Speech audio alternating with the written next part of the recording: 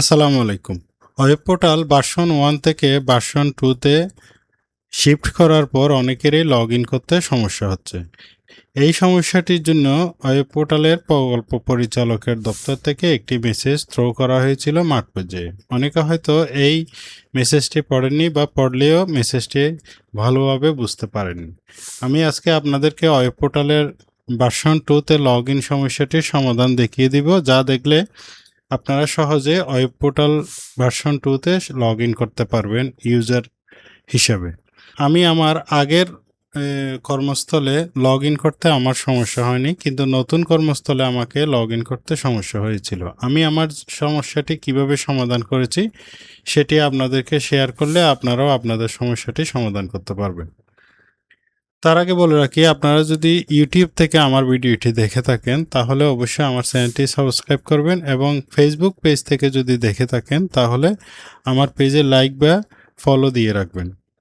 তো শুরু করছি মূল ভিডিও।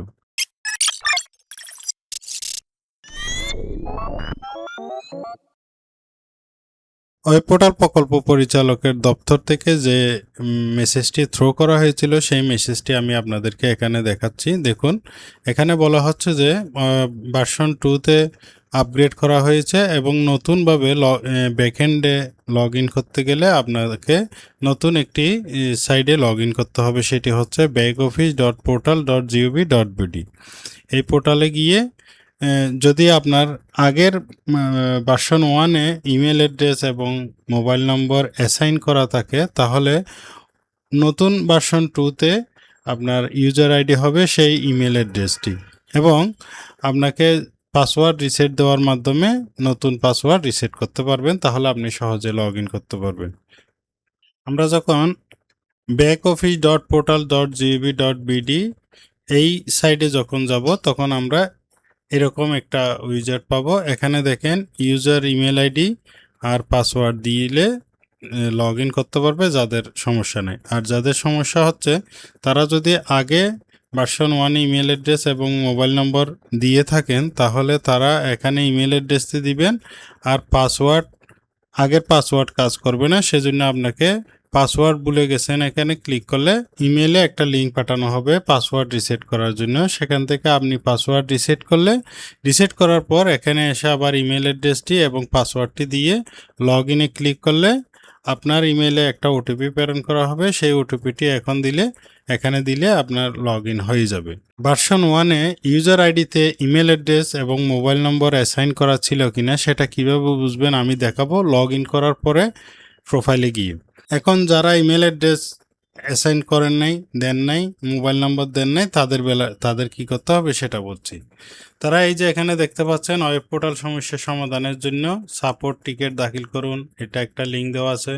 নতুন অফিস আবেদনের জন্য একটা লিঙ্ক দেওয়া আছে। ডোমেন সম্পর্কিত সমস্যার জন্য লিঙ্ক দেওয়া আছে। এখানে আপনি ক্লিক করে টিকেট সৃষ্টি করতে হবে। আর আপনার সাপোর্টের জন্য এখানে সকাল 9টা থেকে রাত 8টা পর্যন্ত কল করার তিনটা নাম্বার দেওয়া আছে, এবং সরকারি ছুটির দিনে সকাল 10টা থেকে সন্ধ্যা 6টা পর্যন্ত কথা বলার একটি নাম্বার দেওয়া আছে। এখানে সরাসরি যোগাযোগ করতে পারেন।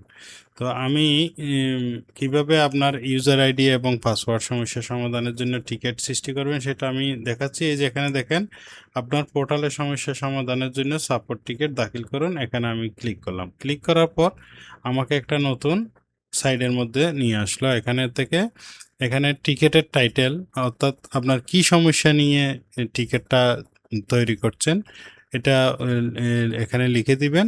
আমি দিলাম যে নতুন ইউজার আইডি খোলার আবেদন। এরপরে নাম দিতে হবে, মনে করেন যিনি আবেদন করছেন তার নাম দিতে হবে। তারপরে ডেজিগনেশন দিতে হবে, আপনি কোন অফিসে আছেন বা আপনার পদবি কি সেটা দিতে হবে, এবং অ্যাড্রেসটা এখানে দিতে হবে। আপনার অফিসের ঠিকানা দিলে হবে, আর বিস্তারিত বর্ণনা এখানে বডিতে লিখে দিবেন। অন্য কোথাও লিখে রেখে সেটাকে এখানে আপনি কপি পেস্ট করে দিবেন।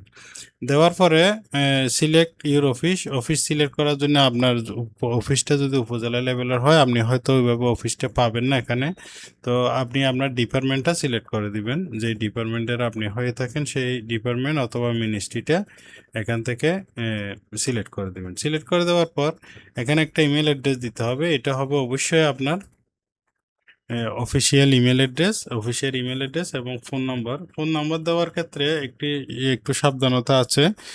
আপনার মোবাইল নাম্বার যেটি ইতিপূর্বে বিভিন্ন ওয়েবসাইটে ব্যবহার করা হয়েছে অথবা ওয়েব পোর্টালে প্রোফাইলে ব্যবহার করা হয়েছে সেটি এখানে দিবেন না। আপনি সম্পূর্ণ নতুন একটা মোবাইল নম্বর এখানে দিবেন। দেওয়ার পরে সিলেক্ট ক্যাটাগরি সিলেক্ট করবেন। কি ইস্যু নিয়ে আপনি এখানে আসছেন, ইউজার আইডি এবং পাসওয়ার্ড ইস্যু সিলেক্ট করে দেওয়ার পর অ্যাটাচড মাল্টিপল ফাইল, এখানে আপনি একটা অফিসিয়াল চিঠি লিখে সেটা অফিসের স্মারক নম্বর এবং স্বাক্ষর দিয়ে এখানে অ্যাটাচড করে দিবেন। অফিসের চিঠিটা কেমন হবে আমি দেখাচ্ছি একটু।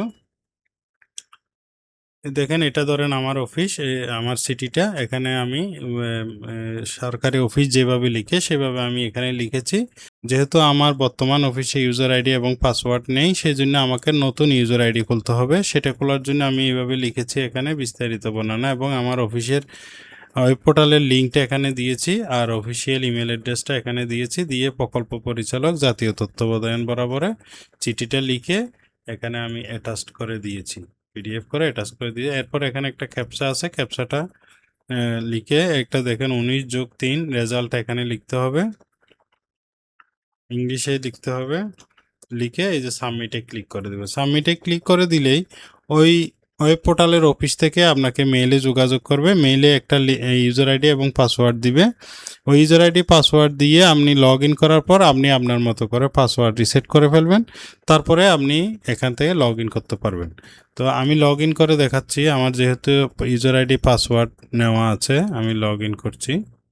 তো লগ ইনে যখন ক্লিক করলাম, ইউজার আইডি পাসওয়ার্ড দিয়ে এখানে কোডটা দিতে বলছে। এটার সময় থাকবে 5 মিনিট। এটা আমার মেইলে প্রেরণ করা হবে এবং মোবাইল নম্বরেও প্রেরণ করা হবে। তো আমি আমার মেইল চেক করে দেখলাম যে এখানে একটি ওয়ান টাইপ পাসওয়ার্ড আসছে। এটা দেওয়ার পরে জমা দিনে ক্লিক করলাম, সাবমিটে ক্লিক করলাম। আমার এখন লগ ইন হয়ে গেল। লগ ইন হয়ে যাওয়ার পর এখানে দেখুন যেটা বলছিলাম, এই যে ডান পাশে নাম এবং পদবি শো করছে। এখানে প্রোফাইলে ড্রপ ডাউন মেনুতে ক্লিক করে প্রোফাইলে চলে গেলাম।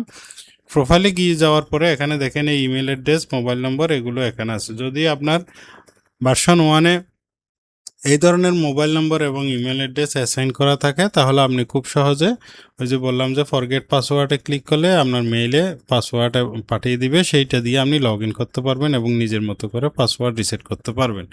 কিন্তু যেহেতু যাদের ইমেল অ্যাড্রেস এবং মোবাইল নম্বর দেওয়া নেই তাদের ক্ষেত্রে সমস্যা, তারা এইভাবে যেটা পদ্ধতি দেখালাম এইভাবে আপনি একটা টিকিট সৃষ্টি করে এটা সাবমিট করে দিলে, আর তাদের সাথে যদি মোবাইলে যোগাযোগ করেন আপনাকে 24 ঘন্টার মধ্যেই আপনার ইউজার আইডি পাসওয়ার্ড দিয়ে দিবে। এরপর আপনি লগ ইন করতে পারবেন। তো পরবর্তীতে ভিডিওগুলোতে আমি কিভাবে নতুন নিয়মে ওয়েব পোর্টালের ব্যানার আপলোড করতে হয়, কর্মকর্তার প্রোফাইল সৃষ্টি করতে হয়, অন্যান্য মেনু সেবা বক্স কিভাবে সৃষ্টি করতে হয় সেগুলো আমি টিউটোরিয়াল নিয়ে আসছি। সে পর্যন্ত থাকুন। আমার ভিডিওটি ভালো লাগলে অবশ্যই লাইক বাটনে ক্লিক করুন এবং আপনার সোশ্যাল মিডিয়াতে শেয়ার করুন। কোনো প্রশ্ন থাকলে কমেন্ট করে জানাতে পারেন। দেখা হবে পরবর্তী ভিডিওতে। সে পর্যন্ত ভালো থাকুন। আসসালামু আলাইকুম।